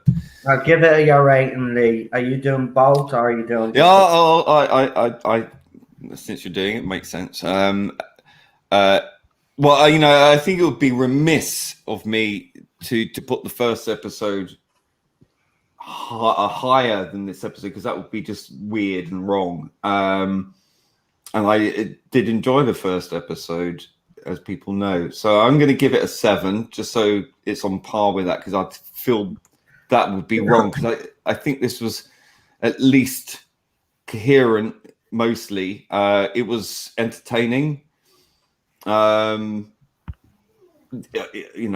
Aside from the annoying bits. But I agree completely with you, Noel, about the repeating the same information and not actually presenting anything that moves this plot along any way whatsoever. For the Flux thing, said the whole thing, I couldn't give a fuck about the Flux thing. So I'm gonna give that as part of the Flux narrative a 2 as well. Fantastic, Charlotte. Yeah, I'm going to give it just 1 rating, because at the end of the day, this was sold to us as a serialized story. This was sold to us as everything's going to connect, everything's going to be a chapter, and it is a overarching big story. So I think you have to take that into consideration. I think that's fair, honestly, for me. But like I said, there was some positives. Like I really like the Professor. Some of the shots were really creepy and imaginative. I liked the atmosphere when they were just in the village, sort of mucking about in there. I'm sure there was, but like I said, for all those positives, I just do not like him rewriting the Angels as part of the Division history now. I think they should. It's just cheap. I think it cheapens them, honestly, because that they had a lot of mystique. I think, even though, like I said, Moffat did his best to stop that at times, they still had a bit of that left. And I think just adding on that they work for the Division just takes that away more. And I think it lessens them, honestly, to me anyway. The companions, I'm starting to really think he doesn't know what he's doing with Yaz. And now a bit of Dan, actually, because Dan didn't really do a lot again. So I'm starting to think he's really losing interest in his companions, which you should never do in this show. The companions are just as much an important part as the Doctor.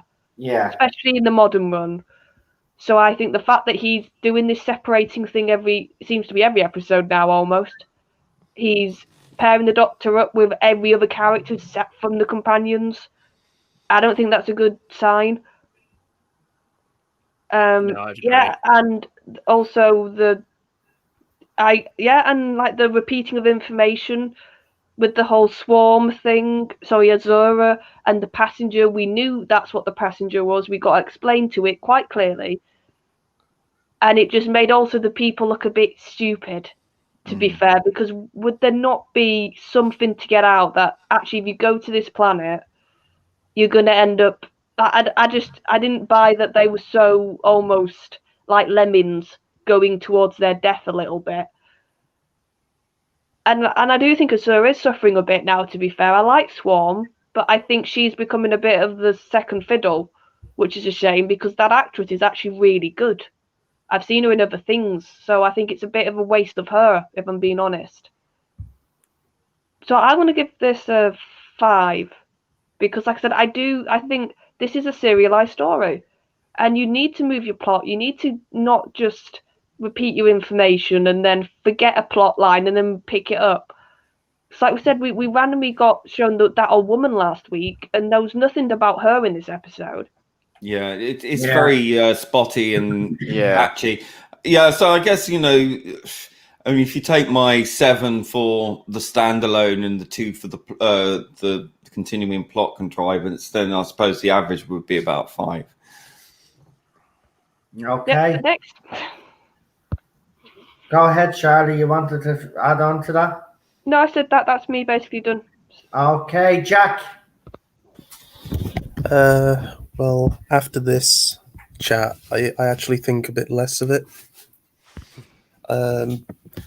It's got some very awesome scenes in it, but I think with its relation to the Timeless Child thing and the Division and all that, and as an overarching thing, I'm going to have to give it a 6. As a standalone, but as a part of the arc, I'd have to give it a 2. I just feel as though it just had some really cool stuff in there, and it took my mind away from what was actually going on, sort of thing. So, yeah, that's what I'd give it. I'd give it a 6. But to be honest, that is still probably the highest I'll ever give a Chris Chibnall episode. Yeah. Yeah. It's like, I don't think the next 2 are going to give much hope. No. No. It has sitting here all deflated and utterly. We know where it's going, so Yeah. that Long Shadows casting is that's weighty weight. Go ahead, Jack. Sorry, I forgot what I was going to say now. Can't be that. It has Maybe. It's been the best episode in his entire era, which kind of pains me to say, to be honest. That this is the best, but I'm not lowering my standards for anyone. I never lowered it for Moffat. You guys know I dislike his era massively, and I'm not lowering it for Chibnall, but this honestly was his best. Yeah, but even though it was still full of problems. Yeah. Agree. Sigmund? As a standalone for the story that Maxine wrote, it's absolutely a 7 for me. 7. I had a good time watching it. I thought the Angels were great up until Chib inserted his agenda into it. As part of the Flux storyline, it's a 2 because it contributes absolutely nothing and treats the audience like they're stupid. Yeah. That makes sense to me. Yeah. Makes sense. Yes, Super Doctor. Well, I would give this story a 2. I didn't enjoy it at all. I thought it was really boring. I thought it was naff, but Maxine Alderton inserted good bits into it. But for the whole Flux arc, I would give it a 0 because it's all rubbish. Love it. Yeah. Tell us what you really think. Well, it's no Doctor Who, is it? It's from the start of the 13th Doctor's era. I mean, it's been poor. It's been abysmal. Nothing's really improved. Special effects slightly improved, but nothing in it's improved for me. The 13th Doctor's character still all over the place. She's Jodie getting Whittaker. worse. She's Getting getting worse worse. this episode. And it's the main character that you go along with in the show and holds the show, and she does absolutely nothing, and she's just like a ghost in the show, and like a non-existent character, like an annoyance. Well, she's a plot device. You know, that's all she's becoming. Like, how can you have a lead character running the show is named after this main character? It's about this character, and they're merely there to move a plot along. Now, that's not what you do with the lead character. And Jamie Knight says in the chat there, if the Flux was a cereal, it would be out of date bran flakes. Yeah. and you have Chris Chibnall, who's writing over everything and destroying every character, and he's not putting any conclusion to it whatsoever. Yeah. I just don't like it. And all these ratings we're giving these individual episodes will count for nothing if it resolves with confirming the worst of our fears. And if it does that, I will revisit the whole era and I will just give it a rating of 0. You know what? Here's the thing. I used the word a few weeks back on the Force panel. No, it wasn't the Force panel. I think it was the second panel. And I used the word inconsistent.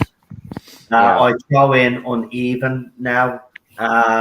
Patchy. We're still spotty. nowhere near from point A to get to point B. Yeah, we're not even halfway there, and we're like 2 episodes left to go. We haven't even changed gears. You don't know where he's. See, this is the thing. He gives some good elements, yeah, but we still don't know where the end game is, and it's not because we're not intelligent enough to figure it out. It's because he's inconsistent with his writing. Some of it is easy. It just all feels contrived. It's been a lot of smoke and mirrors. We all have been filled, man. If we all think about it logically here, we've been filled by all the good CGI and some of these scenes and stuff. Yeah. Remember, berries. If you take all of that away, right, all of that flash and bang, and you actually look at the story that he's trying to tell, or whatever the hell it's supposed to be, we're still nowhere clearer from when he first started off this series, and he's gonna tie up all the loose ends. It's better than Warriors of the Deep, but not as good as Attackers of the Cyber. Let's put it that way. Excuse me, Lee. I love the Deep is better. At least we're back to square one. Like, we don't know what the hell is going on. And someone mentioned on the panel about the old lady. Like, you bring her in last week, right? Yeah. Very important. She looks very she said some interesting things, and then nothing about her this week. Like it's scatterbrain. It's utterly scatterbrained. This, as I said to someone on Twitter, this is made for people with ADHD. And I was having an argument with someone on Twitter about this, and they said, "Well, I've got ADHD and I like it." And I was like, "Well, I think that proves my point." I just don't know. That's the thing, man. It's just so. Jesus, Chris, man. Yeah, episode 3. At the end of that one, we should have been all like, "Wow," right? Yeah. And then the last 3, then, he hit us with a big, huge thing, episode 3, right? And then the next 3, then you tie it all up. But it went nowhere. The plot has gone nowhere. We just got this random weeping angel story just inserted into the series.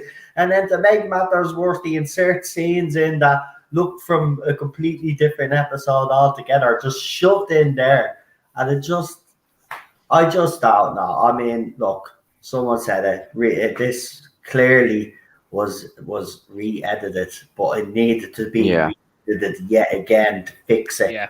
Because it's just, I don't know what to look at. But Stephen Moffat had some of the most complicated plot threads, right? And even I could figure out some of it. Most of us did figure out what was going on, even though it was a convoluted mess. Yeah, we were still able to figure it out. With this guy, there's just so much going on, right? And half of it is not believable because he's lazy writer. And then he tries to get us like it's all been smoke and mirrors, man. It's all been, and here's the thing about separating the Doctor with the companions, right? I think Charlotte is right in some aspects what she said, that he's losing faith in his companions, but I think this is, to me, I'd add to that this is him trying to show that he can do something with the companions and have the Doctor do her thing. And he thinks he's being clever, but unfortunately now it does. John Bishop was very bland. He actually it didn't come across as believable. He was kind of nearly acting like a 10-year-old boy. It just didn't come across believable. Mandip Gill, we've had problems with her from day one. She's just not a likable. Our character is just not likable either. So, like, he's trying to make Yaz interesting, and he's trying to show that his character in Dan is not going to be used as a bit of a joke and all of this. But it's failing now because he does have a few shortcomings, and I think they were shown particularly this week. So he thinks that he's trying to show us how clever he is by, separating them, right, and trying to build them up. But it's failing. He's not actually giving them anything to do. That's the problem. He's separating them, but he's not actually giving them stuff to do. Yeah, that's the thing. And then when they are doing something, it's not those two. I'm sorry, I was actually disappointed in John Bishop this week. Because if you think about now it seems like he's gone back with Charlotte. That's what it feels like to me. He's gone back. Oh yeah, there was some scenes that even I was like, oh wow, you're sort of doing what I was scared about, that you were just gonna come across as a comedian trying to act. And yeah, but it's like, if you think about what Dan and Yaz did in this episode, they found a little girl, they followed a little girl, and then the little girl basically told them the plot for what the angels were doing. Yeah, she was used as a plot device, but that little girl she reminded me of the kid out of the Force Almond movie. Kind of like that. Yeah, she was creepy. Yeah, she was very creepy. But that's what but like, for Dan and Yaz, I was just like, where's your moment in this episode? And also, maybe this is also nitpicking, did Jodie have any air that she was worried about them? Like, she just was like, right, I'm going over here with my Sonic, you go over there. And then not once during the episode did she have a moment of, oh God, I wonder where Yaz and Dan have got to. Yeah. They could have been killed by that angel. They were lucky in a way they got transported back, but they got transported back because they needed the plot to happen. Plot to happen with the little girl. Yeah. And I was just like, not once. Like, all it needed was her just to turn around and almost say, oh, I hope Dad and Yaz are okay. Or just something like that. Because it's like out of sight, out of mind with this Doctor. Yeah, she's very seems to be more interested in what her missing memories are rather than anyone else. It seems to me a completely selfish mindset. Yeah, but it's like, they're your companions, love. You brought them to this village. Yeah. Well, no, the angel technically did, but you got them in the TARDIS, so it's your responsibility. Like, what's the Doctor traditionally always said? I have a duty of care towards my companions. And Jodie showed no sense of that in this episode. No. So, well, we've known Jodie struggles with caring for her companions ever since that infamous scene with Graham. Yeah, it was dismissed as socially awkward, but Yeah. looking at it from this point of view now, it's now coming across as that she simply just doesn't give a shit. And it's like, when she saw them on the other side, I didn't get like relief from her. Yeah. That they were okay. Look, next week, I keep saying it every week, but it's like he's running out of weeks. We got 2 weeks to go until this Flux rubbish is over. It's been getting worse every week. It has. In all fairness, let's be honest. But there's been there has been good elements. I thought last week was actually a lot more impressive, to be honest with you. But there you go, different strokes for different folks. But look, what we'll do, we'll end with this, right? We'll predict the overnights, and what do you think the AI is going to be for this as well, right? So, what did I put up on Twitter? I still think last week is going to have a heavy impact Oh, on the God, overnight. Yes, as. Did I say 3.5 in the overnights? I think you did. I think you said it on a stream as well. Yeah, I reckon 3.5, and I reckon the AI, what was it on last week? It was 676, wasn't it? 75. Or 75. I reckon it'll jump back up to 76. I'd agree with that, actually. Yeah. So that's where I stand. So 3.5 million and an AI of 76. The consolidated fit are the what you call it, the 7 day. Ooh. I'm gonna say 4 million. 7 day consolidated figures. Yeah. Yeah. Which would be probably, it's the average, isn't it? Roughly this season, or the average is 3.5, isn't it? In roughly, but yeah, that's where I'd be on it. It's going to be very hard to predict because, for the simple fact is, I think I think fans are waiting for other fans to watch it.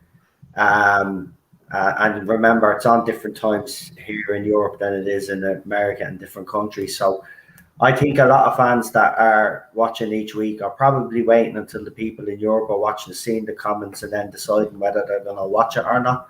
I think a lot of that is happening.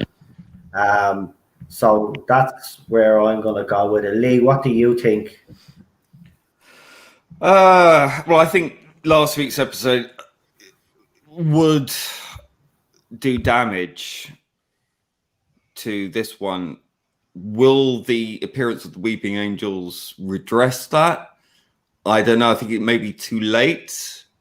And maybe a lot of people who have turned off because they don't like this writing will be too worried to watch him write for the Weeping Angels. So that could also come into it. I think it's going to have a drop off. I think 3.4 overnight is not unreasonable to expect. I suspect even possibly lower, 3.4. Consolidated, I think we're looking at the top 4 to 4.9 or 4.8. AI, I think it might go up to 7.7, possibly.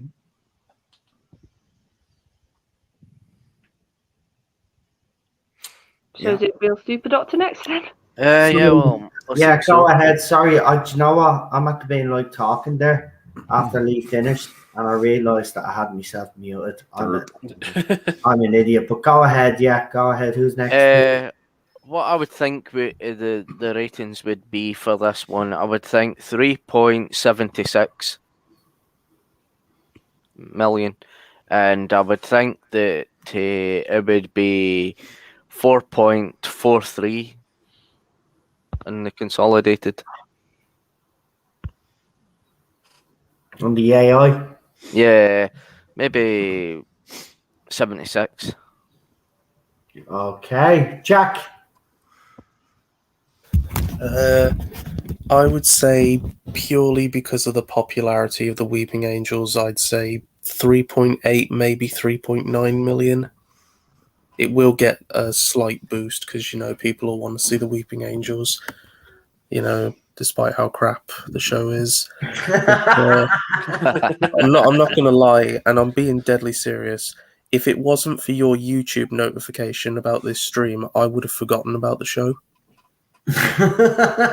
Wow. No, I'm being serious. In my whole life, even through the whole of the Moffat era, it was in front of the telly a good 5 minutes before, so I don't miss any of it.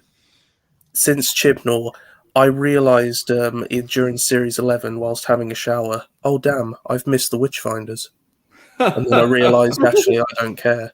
I missed the Timeless Child, thankfully, because we'd just gone into lockdown and I didn't need any more PTSD. So, but I didn't miss them intentionally. I just genuinely forgot, and I forgot about this episode. So I was like, "Oh yeah, Noel's stream. I better watch it." So I reckon, yeah, it would have gone up a bit because of the Weeping Angels, or maybe not because people just wouldn't have cared. They may not have even realised that the angels were in it. So, yeah, I'd say that. And maybe overall consolidated, it might just go just over 4 million. Like I said, because, if the word that the Weeping Angels is in it gets out, that might boost it a bit. That's what I think. Fantastic. Sigma? I'm not confident that the reappearance of the Angels would be a big enough draw to make up for the I think so. damage of last week's episode. So I think it's going to be between 3.2, 3.3 million for the overnight, and possibly 3.5, 3.6 for the consolidated. I think the AI might go up, but not by much. So I'll say 76 for the AI. Fantastic. And who else have we got? And I've been trying to mull over. Queen Charlotte. So I'm trying to think. Last week's overnights was about 3.7, wasn't it? Yeah, something like that, yeah. And last week's was absolutely disastrous. But there has been a lot of press attention. Like, even my dad was like, "Oh, the crying angels are in Doctor again." I said, well, you mean weeping angels? But even my dad is telling me that because of the papers. Yeah. They have got a lot of publicity off it. But yeah, that was shocking last week. So I'm trying to think how much of a boost, like Lee said, is that going to counteract what they'll lose? I'm going to say 3.4, because I do think it's going to go down, because every episode has gone down so far. Yeah, and I don't see that suddenly kick. And like I said, I think the only thing the Angels might do is a bit of a buffer. But basically, they might not lose as many people because, like I said, people who might just watch this one episode for the Weeping Angels. Consolidated, she's getting less than 1 million now, isn't she? Yeah. So you can't rely on that. So maybe in consolidated 3.9, just pushing 4 million. And AI, I'm really bad at predicting this because I don't understand it fully. No. 76, because I struggle with these figures to understand them. So I'm just gonna. It's not going to hit 80, even though yes, this did have some really good bits, but I don't see this hitting 80. No. So 76. Wow, mixed bag there. Look, only time will tell. Time will tell. We'll find out pretty quick what the overnights are. Be very interesting to see how much damage the last episode actually did do. If it does continue its downward trend, I said it when we spoke about the ratings and everybody saying TV habits change. Well, I think that excuse is well and truly debunked out the window and debunked right now. It has been ever since Series 11, but this current era is showing exactly the state the show is in when it comes to the ratings. And as I said, the new rating system take those TV habits into account. And just because the rest of the TV landscape, when it comes to ratings across the board, is overall down, you still have a few shows that manage to pull in viewers because they're brilliantly written, have interesting characters. There's no excuse. Doctor Who used to be that. So you can't tell me that if you don't give the audience a decent Doctor Who that they're not going to tune in and watch, because, as I said, there are other shows out there that can manage to do that, even though overall, as I said, TV landscape has changed and ratings are down across the board on certain TV shows out there, but there are a few exceptions to the rule, and Doctor Who should be one of those that's an exception to the rule. But unfortunately, this show is headed by a headless chicken. He hasn't got a clue what he's doing by the looks of things, to be quite honest with you. There's several storylines that are threads that he's just roped in together, and it's not coming together now. And Lee is right. This is either going to drag out, or the last episode, we're going to get a 2-minute scene. And I wouldn't be surprised if that stupid animation shows up again and he does that stupid thing that he did in last season with the animation. I'm being honest, man. Oh, God, yeah. You remember? So, Yeah. I remember that. He's got 2 hours. Actually, the last episode I heard is going to be the longest episode of the season. God help Oh, us. God, no. No. So, I think he already said that. I think he did say that the last episode himself.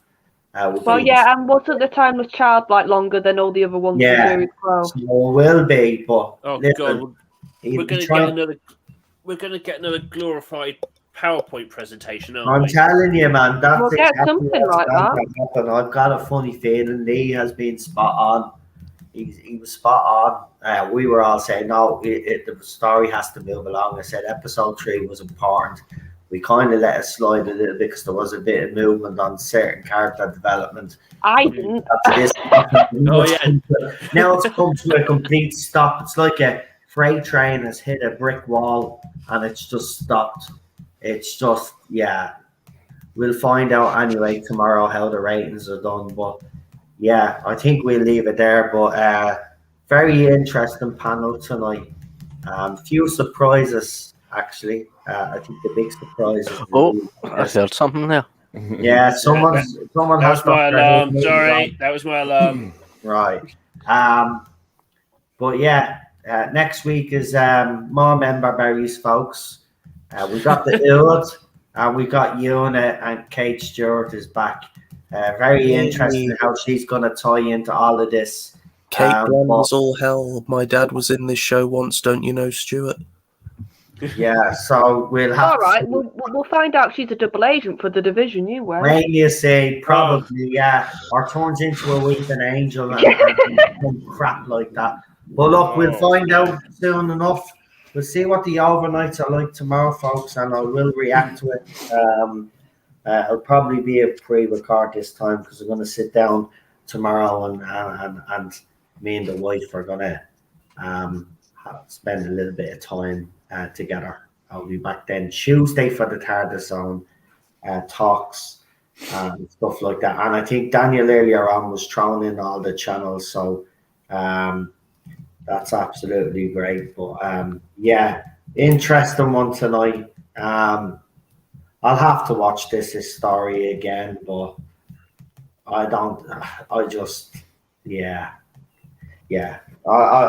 we'll just have to wait and see. Listen, it's typical of Christian Ronaldo, you know. He doesn't like giving that away, right, in interviews and stuff like that, right, and has his cast tight-lipped. And then when the series actually happens, he's the same way. Like, do you not understand you're supposed to explain things? Like, you're not supposed to keep them the secret now. This is the whole point. You're supposed to now fill in the gaps.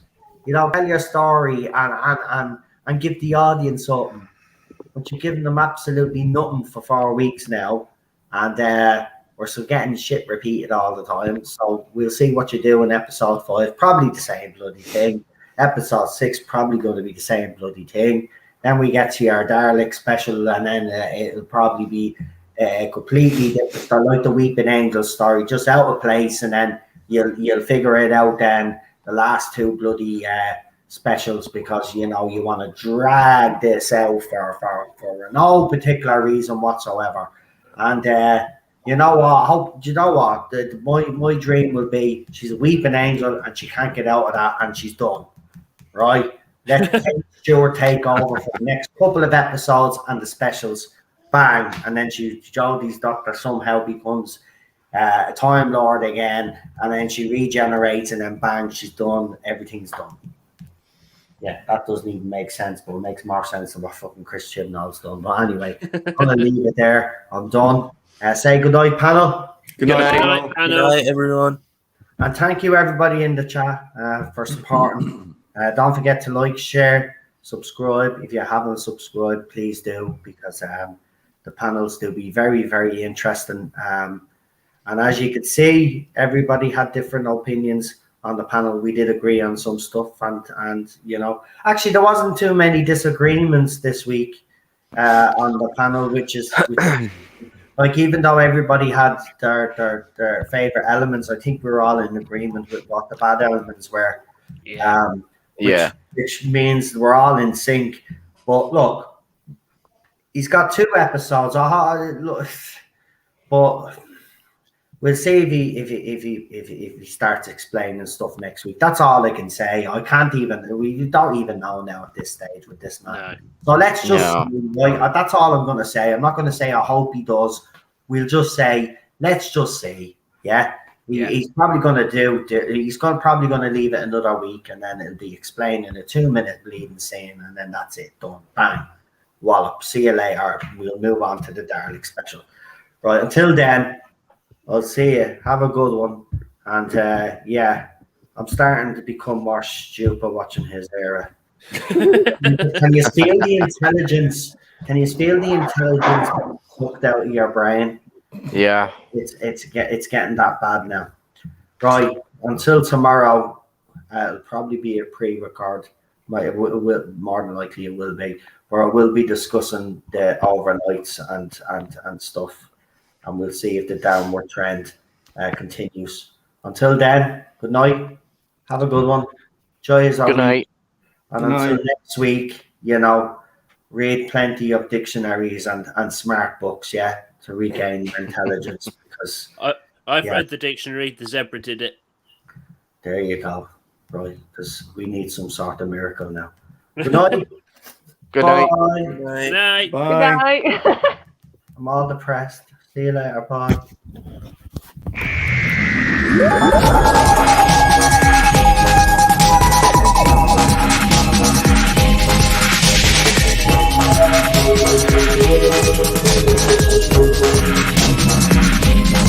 Thank you.